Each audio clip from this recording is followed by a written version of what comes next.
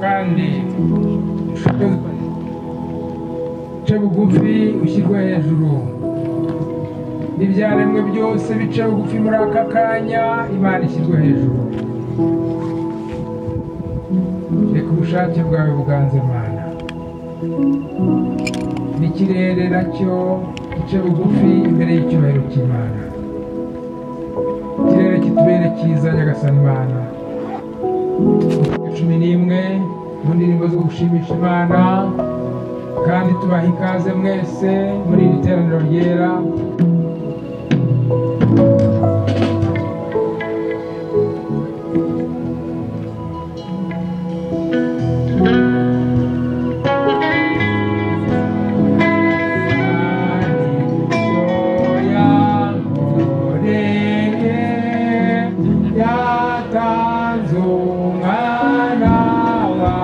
Yo,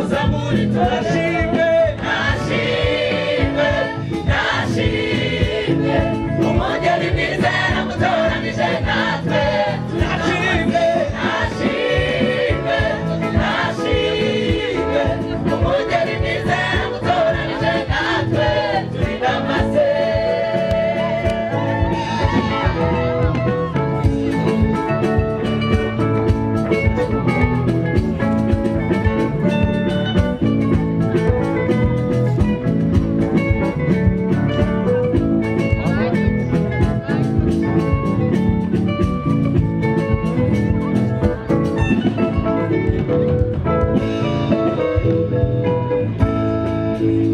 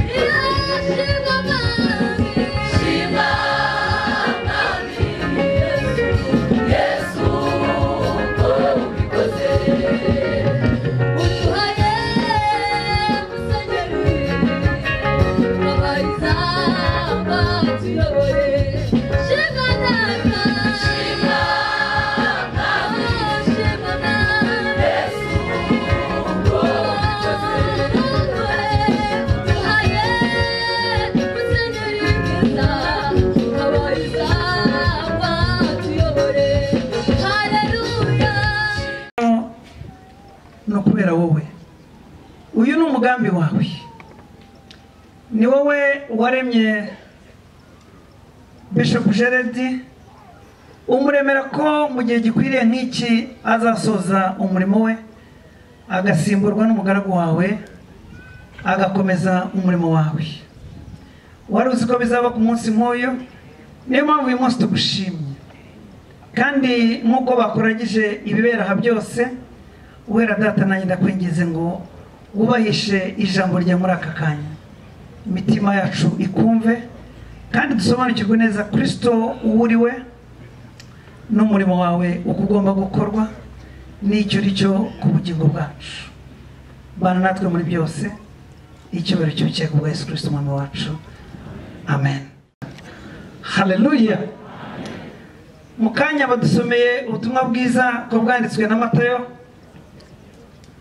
ni amagambo meza kandi ni amagambo y'iki gihe, ni amagambo umwami wacu Yesu yabajije abantu mu gihe cyari kimeze nk'iki. Ijambo ry'Imana ritubwira ngo bari ahantu mu gihugu cy'i Kayisariya ya Filipo. Ibintu by'Imana ntabwo bipfa kuza, biba bifite impamvu buri gihe. Muri iki gihugu cy'i Kayisariya ya Filipo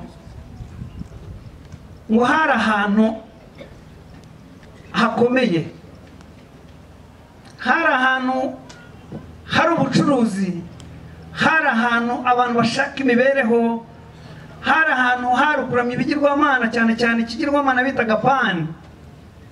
Muri make gushakisha ubuzima, gushakisha imibereho, uko ubuzima bwari bumeze icyo gihe ntabwo binyuranye n'igihe nk'iki ngiki. Kandi niho Yesu yashakaga kugira ngo amenye aba bana nabo n'abantu baho uko bamutekereza. Igihe turimo dukeneye kumenya umwami wacu, dukeneye kumenya Yesu icyo ari cyo kuri twebwe. Yashaka kureba ikinyuranyo noneho no kubigishwa be ngo amenye bo uko bamutekereza, uko bamuzi. Ijambo ry'Imana riratubwiye ngo ageze aha hantu yabajwe abigishwa be ati abantu bagira ngo jyewe ndinde. Ngo abantu batangira gutekereza, baramubwira ati yewe abantu ba hano bamwe bazi ko uri Yohana Umubatiza, yewe abandi bazi yuko uri Eliya wazutse, abandi ndetse bavuga yuko uri umuhanuzi, bamwe bakamusanisha na Yeremiya n'abandi. Abo bari barapfuye, ariko Yesu yari muzima.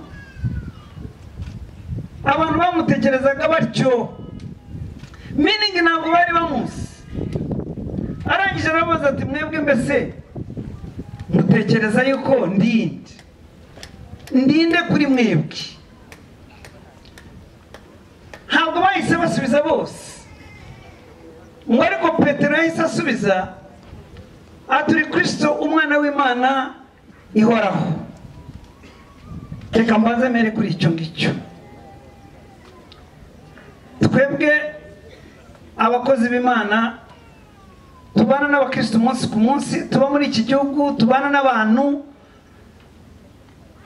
hari ureba ukibaza ariko aba bantu bazi Yesu bati, bamwita nde? Buryo uko wita umuntu nuko muzi biranyuranye. Yesu ashimwe cyane. Yarabaje ati abantu banyita nde? Ese wowe wibaje uyu munsi wavuga ngo abantu uyu munsi bita Yesu ngo twiruhukire mukatubwira amafaranga?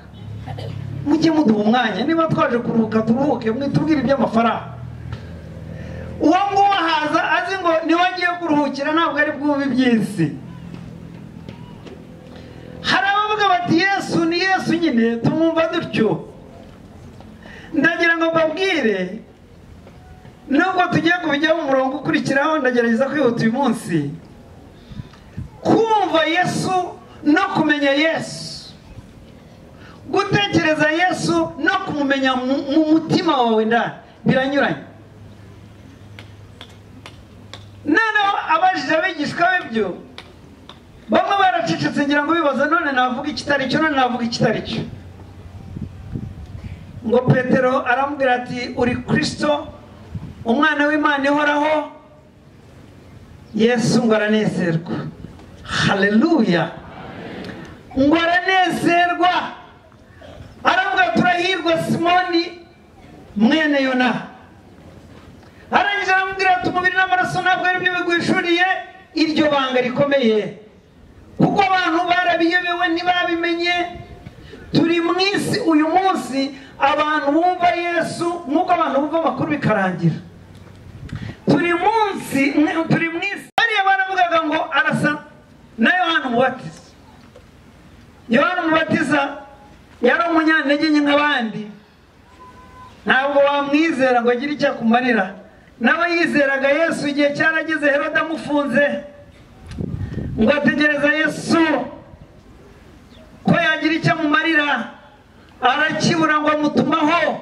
Arababwira ati ariko uriya ko namubonye nkavuga ngo ni umwana w'intama w'Imana ukuraho ibyaha by'abanyabyaha, muzi mboye mugende mumubaze ngo ni wowe twari dutegereje. Urumva nawe yari yagiye mu bumuntu asa n'uwibagiwe. Uwo niwe batekerezaga ngo ni Yesu. Ba Yeremiya n'abandi byabagendekeye gutyo, ariko Petero amenye Kristo aravuga ngo uri Kristo umwana w'Imana ihoraho, Imana ishobora byose, ubushobozi bwa data bwose buri muri wowe. Ni nko kuvuga ngo ndahirwa njye wakwizeye. Haleluya. Yesu abimubwira neza, arambwira ati urahirwa wowe Simoni mwene Yona. Nshuti z'Imana, reka mbabwize ukuri, kumva Yesu uko abandi bamuvuga, kujya mu rusengero ugasengana n'abandi ugataha utyo utarahura na Yesu, umve ko ubugingo bwawe buhindutse, uzagendera mu nkuru. Njyambwira abantu b'i Gahini bajya baza gusura hariya ahantu h'i Gahini ngo habaye ububyutse, nkababwira mwamuje kureba amateka, ntabwo shaka ko mugenda mwabaje kureba ibyabaye, kuba umenya ibyo abandi batabashije kumenya. Nguhinduriye izina, haleluya. Ntabwo ukiri Simoni mwene Yona umunyantege nkeya, ahubwo uri Petero, uri urutare, rutare rutanyeganyega, urutare rutazunguzwa n'ibihe, urutare rudahindurwa n'ibibaho, umunyambaraga nakwizera. Arangije aramubwira ati noneho ngiye kukubwira isezerano rikomeye. Haleluya. Arambwira ngo ngiye kubaka itorero ryanjye kuri urwo rutare. Hari amatorero amwe ubuzima zirema n'ibidafite ibyiringiro bikabaho bikaba bizima. Arabanga ibyo byiringiro, uko kwizera, uko kumenya abandi batamenye. Nzakugira urufatiro rukomeye rw'uzubakaho urusengero rwanjye, nzarwubakaho itorero ryanjye, kandi iryo torero rizakomera. Reka mbabwire, kumenya umwami ni ikintu gikomeye. Umva, ni ikintu gikomeye. Kwisaba bahuye nawe mu mbaraga nyazo bizasaba bamumenye. Wabikunda wabyanga, turi muri ubuzima turakora ibyo dushaka, ariko hari igihe kizagera abamumenye bazasigare bahagaze aho ngaho. Yesu ahimbazwe, umwami wacu ashimwe ko kubw'ubuntu bwe yemeye kutumenera ayo mabanga. Hari igihe Yesu yavuze amaze kubona abigishwa be nabo babonye imbaraga ze, aranezerwa, aravuga ngo ndagushimiye data twese ngo kuko ibi ngibi ibyo wahisha abahanuzi n'abandi ngo wabishuriye abo bana batoya bamenye ubwiru bwawe. Nanjye avuga ngo mwami ndagushima kubwo bwiru natwe wabuduhishuriye mu ntege nke zacu, mu bumuntu bwacu, mu mateka yacu adasobanutse, tukamenya ko nyuma y'ubuzima hari ubundi bugingo, kandi uwubatse itorero akomeza akarinda kugeza wa munsi uzabona nawe. Yesu ahimbazwe. Arangije aramubwira ngo umva,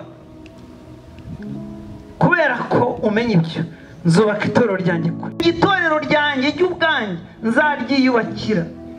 Hari igihe tuba muri uyu murimo tugatekereza ngo itorero ni iryacu, mu izina rya Yesu ntituzabitekereza dutyo. Sabigira ibye, ariko itorero ntabwo ari iryanjye. Bishop sizavuga ngo Gahini ni iyanjye, ni kubw'ubuntu bw'Imana nagiye kwisanga, nanjye nisanga nguye muri Gahini, sinzi uko nagezemo, ariko mbishimira umwami wanjye wabonye ko ndi uwo kwizera. Haleluya. Ntabwo itorero ari iryacu banyakubahwa, pastori ntabwo ari iryacu. Njyabwira abapastori b'iwacu, nyamuneka mujye mugerageza mwicishe bugufi, mwagiriwe ubuntu, mwerekane ko mwagiriwe ubuntu. Itorero ni irya Kristo. Arambwira ngo nzubaka itorero ryanjye kuri urwo rutare. Arangije amubwira ibintu bikomeye bibiri. Arambwira ngo iryo torero rizakomera ku buryo amarembo y'ikuzimu atazagira ate, atazarishobora. Reka nkubwire inshuti y'Imana, Bishop Elect, ndagukunda urabizi, twaganiriye byinshi ubuhamya bwacu twarabuhanye urabizi. Ndagira nkubwire umurimo w'Imana urakomeye pe, kandi awukomerera nuko ari uw'Imana nyine atari uwacu. Twe tugomba gukora dutitira, dufite ubwoba, tugambire kugira ngo tunezeze uwaduhamagaye nyiri umurimo. Ndagira nkubwire ngo uhumure n'ukuri, wowe ubwawe n'umutinyuka mwubaha. Njya mbwira abakristo, hari ukuntu tuvuga ubutumwa ngo Imana ni nyambabazi, Imana ni nziza, Imana gutyo tukavuga ibyiza gusa, ariko tukibagirwa kubwira abantu ko Imana ari umuriro ukongora, ko yanga icyaha n'igisa nacyo. Niwirinde icyaha n'igisa nacyo. Haleluya. Niwirinde icyaha n'igisa nacyo, kandi Imana yagutoranyije irakuzi, ukayubaha ukayikora nk'uko rashoboje ukiranuka, ureba ibyo abantu batareba, ureba ibyo mu mutima wawe ukamukorera ushishikaye, uzi ngo ni uwo nguwo ndakorera icya mbere ko yambabariye ibyaha, ndakorera icya kabiri ko yangize uwo kwizerwa, ndakorera icya gatatu ko ngomba kwagura ubwami bwe, ibindi uzabireke. Azakurinda, itorero rye azarinda niwe urifitemo inyungu. Yaravuze ngo amarembo y'ikuzimu hazarishoboka. Bishop elect, akantu kamwe, umurongo umwe ngiye kugusomera by'umwihariko ko uyu ni umunsi ukomeye wawe. Ni amagambo Yesu yavuze, numumenye utyo ukamumenya mu buryo nyabwo, kandi ndabizi simbishidikanya niwe waguhamagaye, ndagira ngo ubwire uko yavuze mu gice cya 11 Matayo, ubutumwa bw'isuko bwanditswe na Matayo igice cya 11 ku murongo wa 29. Yaravuze ngo mwemere ko bagaragu banjye kandi munyigireho, kuko ndi umugwaneza kandi noroheje mu mutima. Arangije aravuga ngo namwe muzabona uburuhukiro mu mitima yanyu, kuko kunkorera kutaruhije n'umutwaro wanjye utaremereye. Ngo noroheje mu mutima, ngo kandi ndi umugwaneza. Ngira ngo biratureba twese abapastori by'umwihariko abepiskopi twebwe kuba abagwaneza vraiment no kuba tworoheje umutima. Abantu baza batugana bafite imitwaro baremereye, abantu batugirira icyizere, kugira ngo umuntu akugirire icyizere, kugira ngo umuhumurize, mwereke ko woroheje umutima, mutega amatwi umwumve, mwereke ko uri umugwaneza. Yesu yaravuze ngo hahirwa abagwaneza. Yesu ahimbazwe cyane.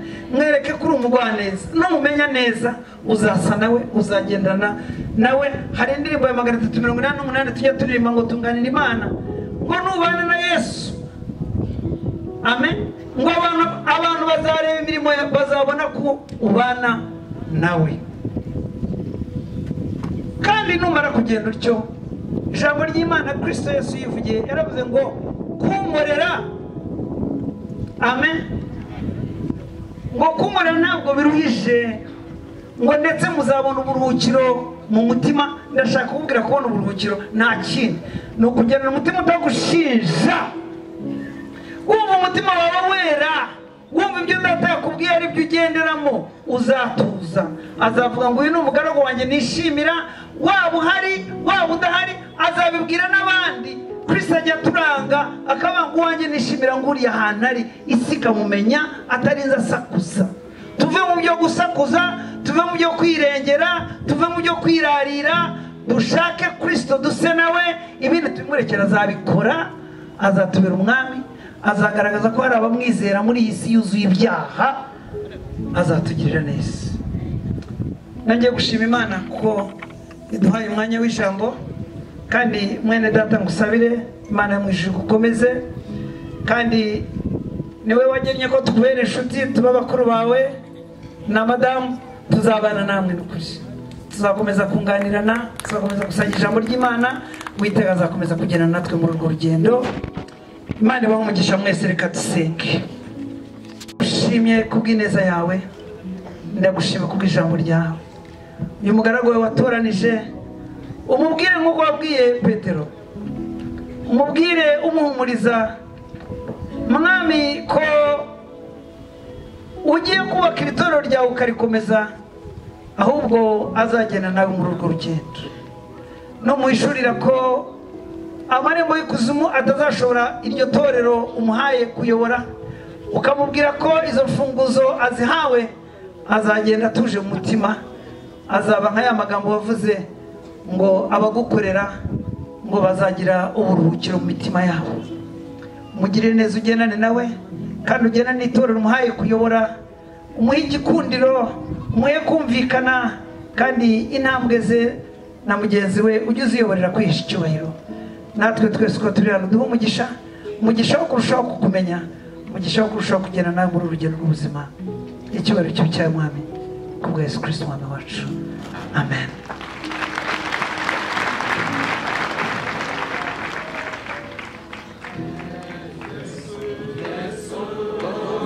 Nana, baby.